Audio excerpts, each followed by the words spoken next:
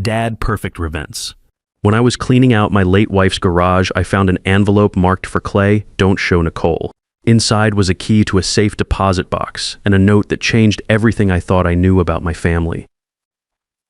My name is Clarence Parker, but everyone calls me Clay. I'm 58, been retired from Ford Motor for about 6 months now after putting in my 30 years as a foreman on the glass assembly line. My wife Linda passed 8 months ago from cancer, and I've been putting off going through her things. You know how it is, some boxes are just too hard to open. Linda and I had a good life together here in Toledo. Nothing fancy, but solid. We raised our son Ryan in a 3-bedroom ranch on Maple Street, about 10 minutes from the Maumee River. I worked the line at the glass plant, then moved up to supervisor, eventually foreman. Linda worked part-time at the school district until her health started going downhill. We weren't rich, but we paid our bills, went to Riverside Baptist on Sundays, and had a little cabin up at Lake Erie for summer weekends. Ryan's 38 now, works in IT support for one of the medical groups downtown, married to Nicole for about 9 years. She's 34, works in marketing for some insurance company in the business district. They've got our granddaughter Grace, who just turned 9 last month. Sweet kid, looks just like Linda did at that age, with those big brown eyes and that stubborn chin. I'll be honest, I never took to Nicole much. Can't put my finger on exactly why, but Linda used to say she had a way of making everything about herself. Like when we'd have family dinners, somehow the conversation always ended up being about Nicole's job problems or Nicole's mother or whatever Nicole needed help with. She'd compliment Linda's cooking, then spend 20 minutes talking about her own cooking classes. You know the type, but Ryan seemed happy enough, and it wasn't my place to interfere. Marriage is tough enough without the in-laws stirring the pot. After Linda died, Nicole started coming around more often. At first I thought it was nice, checking on the old man, bringing casseroles, that kind of thing. But something felt off about it. She'd ask questions about my finances that seemed a little too interested. "How are you managing on just your pension, Clay? Or have you thought about downsizing? This house is awfully big for one person." Then there were the comments about my age, nothing direct, but little things. It's so hard to keep track of all these bills and accounts when you're dealing with grief. Or maybe Ryan and I should help you organize your paperwork. Always said with a smile, always sounding helpful. Ryan would nod along, but I could tell he was uncomfortable. My son's a good man, but he's never been one to stand up to conflict. Takes after his mother that way. Linda always said he'd rather keep the peace than rock the boat. The weird thing was, Nicole seemed to know more about our financial situation than she should. She'd mention our mortgage being paid off, or ask about my 401k rollover, or wonder aloud about life insurance policies. Information Ryan must have shared, but why was she so interested in the details? I started noticing other things too. Nicole would walk through our house like she was measuring it with her eyes. She'd comment on the hardwood floors, the updated kitchen, the big backyard. "This house has really held its value," she'd say, or "properties in this neighborhood are going for good money these days." It was the 3rd week of May when I finally made myself go through Linda's things in the garage. She kept her workspace organized like a military operation, everything labeled, everything in its place. Pegboard with tool outlines, coffee cans sorted by screw size, even her garden supplies lined up by season. That woman could organize anything. I was going through the metal cabinet in the far corner, the one that smelled like WD-40 and old newspapers, when I found it. Tucked behind a box of Christmas decorations, wrapped in plastic to keep it dry, was a plain white envelope. My name written on the front in Linda's careful handwriting. For Clay, "Don't show Nicole." I stood there for a long moment in the dusty light filtering through the garage window. My hands, I noticed, were completely still. In 30 years of marriage, Linda had never kept secrets from me. We shared everything. Bank accounts, decisions, worries, dreams. The fact that she'd hidden something and specifically told me not to show Nicole sent a chill down my spine. The note inside was short, written in Linda's careful handwriting. "Clay, there are things I need to tell you that I couldn't say while I was sick. Check box 247 at First National. Ask for Vincent Martinez. He knows about this. Nicole has been asking about our life insurance policy and asking Ryan about inheritance laws. Be careful. I love you." My hands were shaking when I finished reading it. Linda had known something was wrong with Nicole, and she'd kept it from me while she was fighting cancer. The woman was protecting me even while she was dying, and I'd been too focused on her illness to see what was happening right under my nose. The key was small and brass, the kind you get for safe deposit boxes. I'd never seen it before. I drove to First National that same afternoon, my mind racing. Vincent Martinez has been my banker for almost 20 years. We went through the whole mortgage process together, refinanced twice when the rates dropped, set up the college savings account for Grace. good man, originally from El Salvador, worked his way up from teller to branch manager through night school in sheer determination. Clay, Vincent said, when I showed him the key, Linda said you'd come eventually. She made me promise not to contact you until you were ready. He led me back through the marble lobby to the vault area, past the old photographs of Toledo's glass industry that decorated the walls. First National had been in this building since the 1940s, back when the city was booming with factory work and union jobs were solid gold. Vincent punched in the security code and we walked into the safe deposit box room. The box was bigger than I expected. Inside was a leather portfolio and a sealed letter with my name on it. The portfolio contained bank statements, investment records, and copies of documents I'd never seen before. Over the past 11 years, Linda had been quietly building an investment account, putting away money from her part-time work and managing it carefully. The final balance as of January this year was $380,000. I sat in that little room for a long time, staring at the numbers. We'd always kept our finances simple: checking account, savings account, my 401k from Ford. I'd handled all the bills, balanced the checkbook, filed the taxes. I thought I knew every penny we had, but Linda had been playing a longer game. The letter explained everything. Linda had started the account after Nicole came into the family. She'd noticed how Nicole talked about money, how she seemed to size up everything we owned, how she'd make comments about family wealth and inheritance planning at family gatherings. Nicole would ask pointed questions about property values, insurance policies, retirement accounts, always casual, always friendly, but always digging. But there was more. Linda had documented conversations where Nicole had asked Ryan about our insurance policies, about what would happen to the house when we died, about whether we had any hidden assets that might not be obvious. She'd even copied emails between Nicole and Ryan where Nicole talked about getting ahead of the game with estate planning.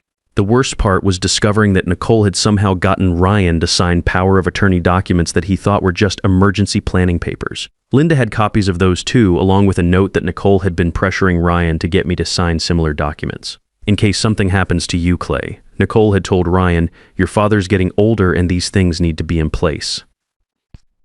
Linda's handwriting was shakier in the later entries. The cancer was taking its toll, but her observations were sharp. Nicole had asked about our wills, our bank accounts, even whether we had any family heirlooms that might be valuable. She'd suggested Ryan take photos of our important documents for safekeeping. I drove home with that portfolio on the passenger seat, feeling like I was seeing my family through different eyes. The house looked the same: brown brick ranch, well-maintained lawn, my Ford F-150 in the driveway where it belonged. But everything felt different now. When I got home, Nicole's silver Camry was in my driveway. She was in my kitchen, going through the mail on my counter. Bills, insurance statements, bank notices, all the paperwork that comes with being a widower trying to manage everything alone. When she saw me come in, she smiled that bright smile and said, "Oh, Clay, I hope you don't mind. Ryan gave me the spare key so I could check on you.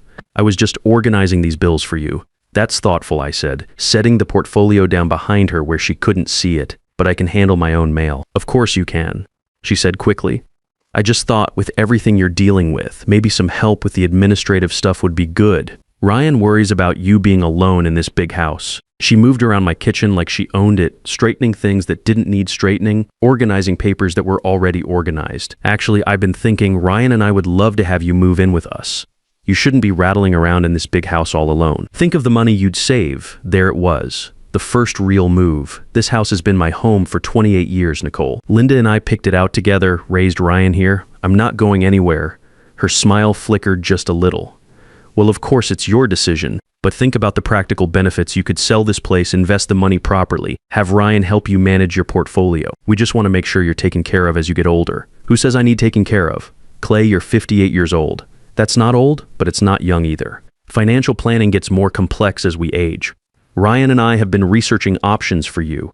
After she left, I sat at my kitchen table and read through Linda's documents again. Every observation, every warning, every piece of evidence she'd carefully collected. My wife had seen this coming from miles away. I called Harold Jenkins. Harold's been doing legal work for union families for 35 years, handled our wills, helped with contract negotiations when the company tried to cut benefits. Solid guy who doesn't waste time with fancy talk. His office is above Murphy's Diner on Summit Street, the kind of place where working people go when they need real help, not corporate polish. "Clay," he said after I explained the situation, "your wife was a smart woman. She saw this coming from a mile away. The question is, what do you want to do about it?" Over the next 2 weeks, I started paying attention. Really paying attention. Nicole came by every few days, always with some excuse. She'd clean things I hadn't asked her to clean, organize papers I hadn't asked her to organize, and ask questions about my routine, my habits, my plans. How are you sleeping, Clay? Are you eating regular meals? Maybe you should get one of those medical alert systems. Ryan would call and ask how I was managing everything. When I said I was doing fine, he'd hesitate and say, well, if you need help with anything financial, Nicole's really good with that stuff. She's been helping some of her relatives get organized. I also noticed my neighbor, Mrs. Patterson, had seen Nicole in my backyard with a measuring tape. When I asked Nicole about it, she said she'd been thinking about what kind of garden would be nice for you to maintain and wanted to get measurements for planning. That's when I decided to set up some security cameras. Nothing fancy, just a basic system from Menards that I could monitor from my phone. I'd worked with electrical systems for 30 years at Ford, so installing a couple cameras wasn't rocket science. I mounted one over the front door and one in the back, both visible enough that anyone would know they were there if they bothered to look. The cameras proved their worth within a week. Nicole came by when she thought I was at my doctor's appointment. I'd mentioned having a checkup scheduled. She let herself in with that spare key Ryan had given her and spent 45 minutes going through my house like she was taking inventory. I watched it all on my phone from the parking lot at Dr. Morrison's office. She photographed documents on my desk, looked through filing cabinets, even checked the freezer in the basement storage room. She was systematic about it, like she'd done this before. Every few minutes she'd take pictures with her phone, bank statements, insurance papers, anything that had numbers on it. The most disturbing part was watching her in Linda's old sewing room, which I'd barely touched since she died. Nicole went through Linda's jewelry box, not taking anything, just cataloging what was there. She even opened the cedar chest where Linda kept her good linens and family photos. I had it all on video. When I got home, Nicole was gone, but she'd left the house exactly as she found it. If I hadn't been watching, I'd never have known she'd been there. That's what made it so creepy, the calculation of it all. Harold helped me set up the legal trap. We scheduled a family meeting at my house for a Saturday afternoon. I told Ryan and Nicole I wanted to discuss my future plans and get their input on some financial decisions. Nicole couldn't hide her excitement. "Oh, Clay, that's wonderful," she said when I called. "Ryan and I have been so worried about you handling everything alone." We've actually been researching some options that might help. I set up my phone to record the conversation. Ohio's a one-party consent state, so it was completely legal. Harold had coached me on what questions to ask to get Nicole to reveal her real intentions. They came over that Saturday with a folder full of papers and a legal pad covered in Nicole's handwriting. Grace stayed home with Nicole's mother, probably for the best. We sat around my kitchen table, the same table where Linda and I had eaten thousands of meals, made plans, argued about money, celebrated birthdays. Now I was using it as a battlefield. Clay, Nicole started, "We're so glad you're ready to talk about this. Ryan and I have been researching options for you, and we think we've found some solutions that could really improve your quality of life." She laid out a whole plan. I should sell the house and move into a senior living community. Nothing drastic, just a nice apartment where I wouldn't have to worry about maintenance. Ryan should take power of attorney to simplify decision-making and reduce my stress. They'd found a financial advisor who specialized in elder portfolio management and could optimize my investments. "What investments?" I asked. "Well, your pension, your Social Security, whatever savings you have, plus the equity in this house. We think there's probably more value here than you realize." Ryan shifted uncomfortably in his chair. He knew our financial situation better than Nicole thought, and he knew we weren't sitting on any hidden treasure. But Nicole was painting a picture of untapped wealth that needed professional management. How much more? That's when Nicole made her mistake. "Ryan and I estimate you're probably sitting on at least $400,000 in combined assets. That's nothing to sneeze at, Clay. But it needs to be managed properly to ensure your care as you age. And you think you should manage it. We think you need professional help," she said, leaning forward. "And frankly, at your age, some of these decisions are getting too complex for one person to handle alone. The tax implications, the estate planning, the investment strategies, it's overwhelming even for people much younger than you." Ryan looked uncomfortable, but he didn't speak up. "That hurt more than anything," Nicole said. "My own son, sitting there while his wife talked about me like I was already senile. What if I told you I'm more financially secure than you think I am?" I asked. Nicole's eyes lit up like I'd just told her Christmas was coming early. "What do you mean? What if Linda left me more than you know about?" She practically vibrated with excitement. "Clay, if there are assets we don't know about, that's exactly why you need our help. Hidden accounts, investments that aren't being properly managed, that's a recipe for disaster. You could be losing money every day. Hidden from who? Well, from the family, from Ryan. We should all know what we're working with so we can plan appropriately." There it was, recorded on my phone. Nicole thinking she was entitled to know about and manage my finances, talking about what we're working with like she already owned it. I mean, she continued, if something happened to you, Ryan would need to know about these accounts to handle your affairs. It's just responsible planning. What makes you think something's going to happen to me? Nicole backpedaled quickly. Nothing. Of course, you're in good health. But Clay, you're not getting any younger, and these things take time to set up properly. The sooner we get everything organized, the better protected you'll be. The meeting ended with me saying I'd consider their suggestions. Nicole was practically glowing as they left, already planning how to spend money that wasn't hers. I think that went really well, she told Ryan as they walked to their car. He's finally being reasonable about getting help. 3 days later, Harold filed papers to create a revocable trust with the $380,000 from Linda's account, protected from any outside interference. We also documented the security camera footage and Nicole's recorded statements about managing my finances. I didn't have to wait long for the next move. Nicole called me on a Tuesday morning, her voice different, sharper, less friendly. The helpful daughter-in-law mask was starting to slip. Clay, I've been talking to some people about elderly financial abuse. Did you know that seniors who isolate themselves and refuse family help are often taken advantage of by unscrupulous people? Is that so? I think you might need a professional assessment to make sure you're competent to handle your financial affairs. For your own protection, of course.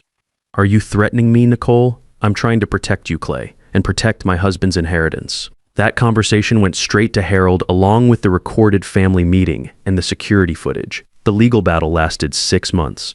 Nicole filed a petition claiming I was mentally incompetent and needed a guardian to manage my affairs. She presented evidence of confusion and poor judgment, mostly based on my refusal to accept reasonable help with my finances and my paranoid behavior of installing security cameras. Her attorney painted a picture of an elderly widower, isolated and suspicious, making poor decisions while refusing family assistance. They had statements from people Nicole knew claiming I'd seemed confused during conversations, though none of them could provide specific examples when pressed. Harold's response was devastating. We had Linda's documented warnings. Dating back 5 years, we had Nicole's recorded admissions about wanting to manage my assets. We had security footage of her going through my house without permission. We had the power of attorney documents she'd tricked Ryan into signing, along with Linda's notes about Nicole's pressure tactics. But the strongest evidence was Nicole's own words. In that recorded family meeting, she'd revealed exactly what she was after and why she thought she deserved it. She'd talked about we and our planning when discussing my finances. She'd estimated my worth down to the dollar and explained how she intended to optimize it. The judge dismissed Nicole's petition completely. He noted that Linda's advanced planning showed remarkable foresight and that my refusal to surrender financial control to non-family members was entirely reasonable and indicative of sound judgment. He also commented on the security footage. The installation of surveillance equipment by a homeowner who has reason to suspect unauthorized entry demonstrates prudent thinking, not paranoid behavior. Nicole's attorney dropped her case the next week. I suspect he'd seen enough of her emails and recorded statements to realize his client wasn't as sympathetic as she'd originally appeared. The whole process opened Ryan's eyes in ways I'd hoped it would but hadn't been sure about. Watching his wife's manipulation tactics exposed in court, seeing the documented evidence of her scheming, finally understanding how she'd been using him as a pipeline to family information. It was hard on him, but necessary. Ryan and I had a long talk after everything settled. We sat on my back porch, drinking beer and watching the sun go down over the neighborhood where he'd grown up. The same porch where I'd taught him to throw a baseball, where Linda had bandaged his scraped knees, where we'd had the talk about birds and bees when he was 14. Dad, he said, I knew something felt wrong, but I thought I was just being paranoid. Nicole made it sound like we were helping you, like you needed protection. Your mother saw it coming, I told him. She protected us both. Why didn't you tell me what was happening? Would you have believed me? Or would you have thought your old man was just being difficult about accepting help? He was quiet for a long time. Probably the second one, he admitted. Nicole's good at making things sound reasonable. She had me convinced that signing those power of attorney papers was just good planning. Ryan's in counseling now, working through how to set boundaries with Nicole. They're separated, probably heading for divorce. It's hard on Grace, but Ryan's got primary custody and Nicole's required to keep her financial schemes away from family matters. The house stays mine. The money stays protected in Linda's trust. Grace comes over every other weekend and helps me work in the garden that Nicole had been so interested in measuring. We plant vegetables like Linda used to, tomatoes, peppers, green beans. Grace likes the cherry tomatoes best. She'll eat them right off the vine like candy.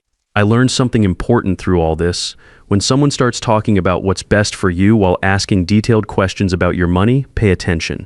When family members stop visiting just to visit and start visiting with agendas, pay attention. When anyone suggests you're too old to handle your own affairs while offering to handle them for you, definitely pay attention. Linda knew. She saw Nicole's true nature years before I did, and she made sure to protect what we'd built together. The safe deposit box wasn't just about hiding money, it was about hiding time. Time for me to see what was happening. Time to protect myself legally. Time for Ryan to understand what his wife really wanted from his family. I keep Linda's letter in my wallet now, not because I need reminding, I'll never forget this lesson, but because sometimes the people who love us most can see dangers we miss, and the greatest gift they can give us is the tools to protect ourselves when they're no longer here to do it.